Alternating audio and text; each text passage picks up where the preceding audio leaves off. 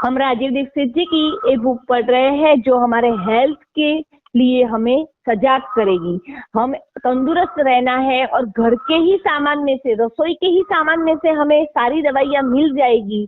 कोई थोड़ी बहुत ही ऐसी होगी जो हमें ढूंढनी पड़ेगी आयुर्वेदिक दवाएं, बाकी उन्होंने सारे इलाज ऐसे ही बताए हैं। खास तो उन्होंने दिनचर्या पर ध्यान दिया है और नियम बताए हैं कि ऐसे नियम रखोगे तो पूरी जिंदगी आप बीमार नहीं होगे। तो उस पे हमारा ध्यान होना चाहिए और हो सके उतना हमारे जीवन में हमें लाना है। ऐसे ही हम पूरी बुक पढ़ेंगे। राजीव दीक्षित जी की बुक में आज हम गुड़ का महत्व समझेंगे। ठंड के दिनों में पित्त कम होगा, वह थोड़ा बढ़ा हुआ रहेगा और कफ सबसे अधिक बढ़ा हुआ होगा।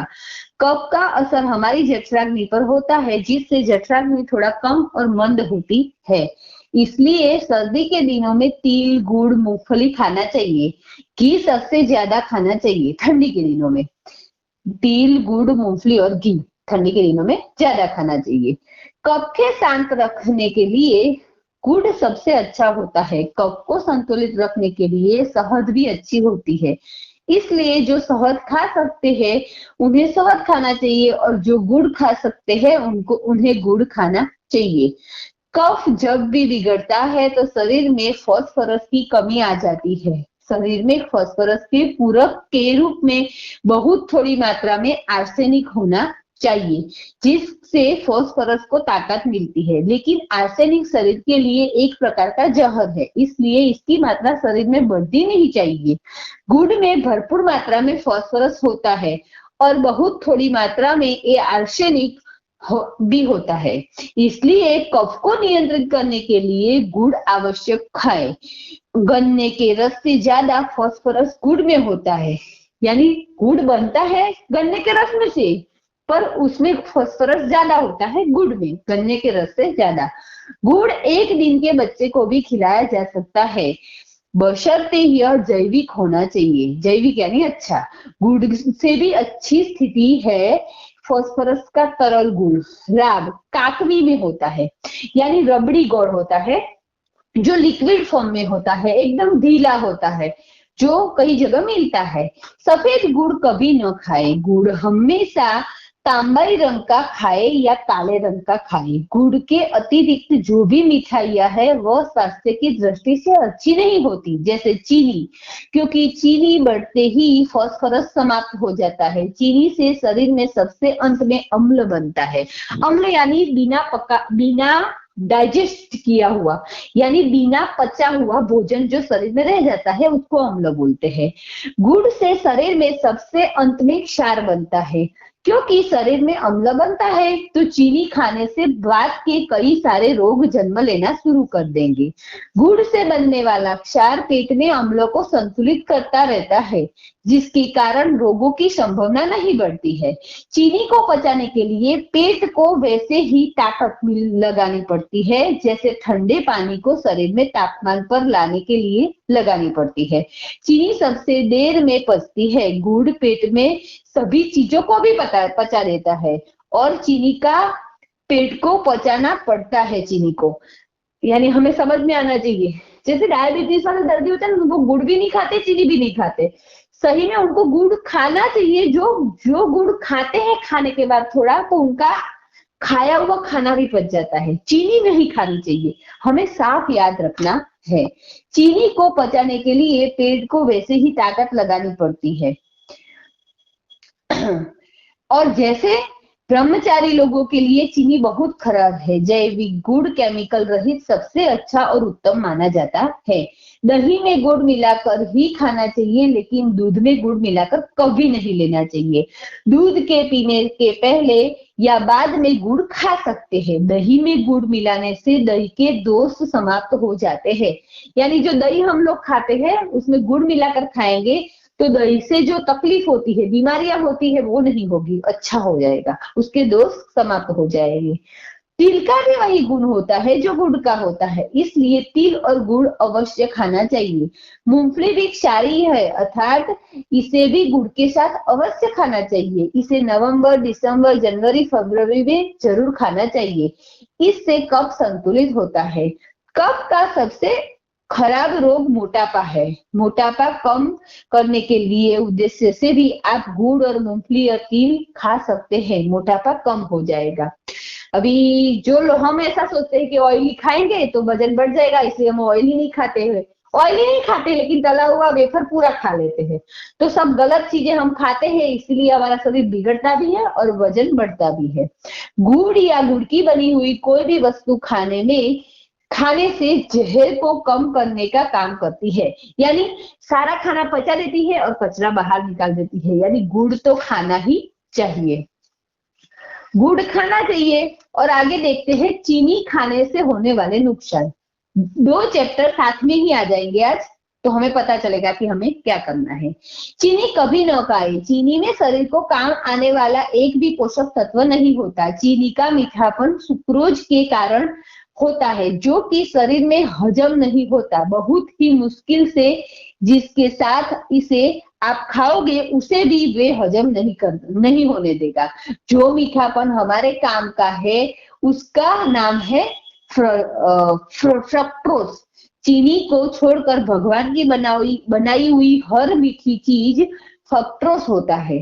सभी फलों में मीठापन फ्रक्टोज होता है। फ्रक्टोज के कारण ही होता है। चीनी भी तभी से भारत में आई है जब से अंग्रेज आए। 1868 में सबसे पहले चीनी मिल लगी। 1868 में सबसे पहली चीनी मिल लगी। इससे पहले मुफ्त में बंटवाई गई। चीनी से मोटापा बढ़ता है, चीनी से कोलेस्ट्रॉल बढ़ता है, जिससे 103 बीमारियां आती है। चीनी छोड़ने के बाद घुटने का दर्द, कमर का दर्द, गर्दन का दर्द, सब में आराम मिलता है। माइग्रेन, सर्दी, जुकाम, नींद आदि अच्छी आएगी। नींद अच्छी आना, जुकाम कम होना और नींद अच्छी होना। स्नोफिलिया, साइनस जैसी बीमारियों से भी लाभ मिलने लगेगा चीनी बंद करने से। चीनी बनाने में पानी बहुत बर्बाद होता है। चीनी मिलों के कचरों से वातावरण भी बहुत प्रदूषित होता है। चीनी में सबसे ज्यादा सल्फर पाया जाता है, जिसे हिंदी में गंधक कहते हैं, जो कि पटाखे बनाने में इस्तेमाल होता है। गंधक जो कि पटाखे बनाने में इस्तेमाल होता है। ये सल्फर अंदर जाने के बाद बाहर नहीं निकलता, यानी पचता ही नहीं है और बाहर भी नहीं निकलता। टीबी या किसी भी प्रकार से प्रचारित की जाने वाली वस्तु के प्रयोग से बचे या सेवन न करे। प्रयोग करने से पूर्व उस वस्तु को बनाने की विधि अवश्य जान ले। गुड़ में पोटेशियम, फास्फोरस, कैल्शियम आदि सभी पोषक तत्व है। गुड़ बनाने के लिए बाहर से कुछ भी मिलाया नहीं जाता है। भोजन के बाद थोड़ा गुड़ जरूर खाए, क्योंकि ये भोजन को पचाने में बहुत ही मदद करता है। अभी ये जो गुड़ का है ना, वो डायबिटीज वाले को जरूर जानना चाहिए। डायबिटीज वाले क्या सोचते हैं कि मुझे मीठा नहीं खाना है क्योंकि शुगर बढ़ जाता है, तो वो लोग गुड़ नहीं खाते हैं। यदि वो गुड़ खाएंगे तो शायद उनकी डायबिटीज खत्म होगी।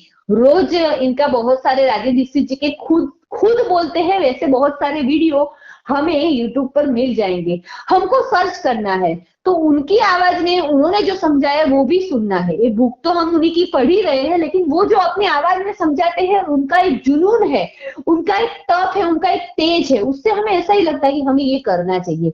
और वो ऐसे बोलते हैं ना, निस्वार्थ कर्मयोगी, ऐसे मुझे राजीव दीक्षित जी दिखते हैं।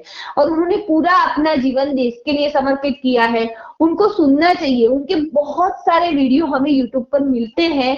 रियल में उन्होंने तो ये बोला है कि जब वो इस पृथ्वी पर हयात थे ना, तब वो किसी भी व्यक्ति के फोन पर जाते थे और वहां अपना प्रवचन जो हेल्थ के बारे में वो देते थे। कहीं भी जाते थे, बोलते हैं कि एक भी रुपया कभी उन्होंने लिया नहीं है। तो ऐसे निस्वार्थ कर्मयोगी इस जमाने में तो नहीं मिलते हैं, और मिले हैं हमें यूट्यूब पर उनके बहुत सारे वीडियो भी मिलते हैं। तो वो हमारा कुछ अच्छा कर्म होगा कि वो हमें मिले हैं। तो उनको सुनना चाहिए, उनकी बातें को जीवन में लाना चाहिए। और ये बुक हम step by step, day by day इसलिए पढ़ते हैं कि हमें रीडिंग की आदत भी लगे, उनको संपूर्णतः हम जान सके। यानी अधूरा ज्ञान बोलते हैं ना कि जहर की समान होता है, तो हम पूरा ज्ञान में प्राप्त कर सके। और पूरा ज्ञान प्राप्त करके हमें कैसे फॉलो करना है, हमें हमारे जीवन में कैसे लाना है, वो हम जान सके। और गुड़ में तो मैं कई सालों से, मैंने आज तक ऐसा ही सोचती थी कि धोला गुड़ लेना है, एकदम येलो वाला गुड़, धोला धोला धोला गुड़ हो वही अच्छा है, ऐसा ही हम सोचते थे और ऐसा ही हम खाते थे। लेकिन जब से मैंने उनके वीडियो देखे, काकड़ी के बारे में सुना, गुड़ के बारे में सुना, लिक्विड गुड़ के बारे में सुना, देसी गुड़ के बारे में सुना, और उन्होंने उनके वीडियो में यहाँ तक लिखा है कि गुड़ को धोला बनाने के लिए उसमें वॉशिंग पाउडर यानी सोडा डाला जाता है, कॉस्टिक सोडा। तो वो शरीर को कितना नुकसान करता है वो हमें सोचना है। और मिठास में भी, स्वाद में भी, जो एकदम देसी गुड़ अच्छा नहीं आता है वो नहीं, लेकिन अच्छा गुड़ आता है, कई कंपनियों का अच्छा गुड़ आता है देसी गुड़, तो स्वाद में भी इतना अच्छा होता है कि हमें जैसा लग रहा है कि हम शेरडी का रस खा रहे हो, इतना अच्छा और प्योर मिलता है। तो ऐसा गुड़ ही खाना चाहिए। मैं तो खुद ऐसे ही गुड़ खाती हूँ। और गुड़ पाउडर भी मिलता है जो चीनी से अच्छा होता है, उससे चाय फट नहीं जाती है, तो उससे हम चाय बना सकते हैं, मिठाई बना सकते हैं, बहुत कुछ। मैं तो श्रीखंड भी उसी से बनाती हूँ, चाय, फ्रूट सलाद सब उसी से बनाती हूँ। मैं तो सालों से यूज करती हूँ और मेरी कई सहेलियों को अपने घर खाने के बाद उनको भी अच्छा लगा, तो उन्होंने भी चालू कर दिया है पाउडर गुड़ खाना। तो इसके बारे में हमें सोचना चाहिए। सब मैं जो बोल रही हूँ तो मैंने उनसे सुना है, फिर कुछ कुछ अप्लाई किया है, वो ही आपको बता रही हूँ। तो बस आज चीनी और गुड़ के फायदे और गैर फायदे सुनेंगे और सोचेंगे। चीनी हमने संपूर्णतः हमारे जीवन में बंद कर दी है।